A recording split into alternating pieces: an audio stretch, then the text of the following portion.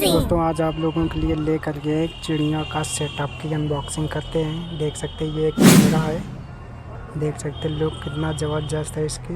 देखिए इसमें 3 सेल रखते हैं, अभी डालकर दिखाते हैं आप लोगों को। देखिए किस प्रकार सेल डालते हैं, ये देखिए सेल डाल दिए इसमें।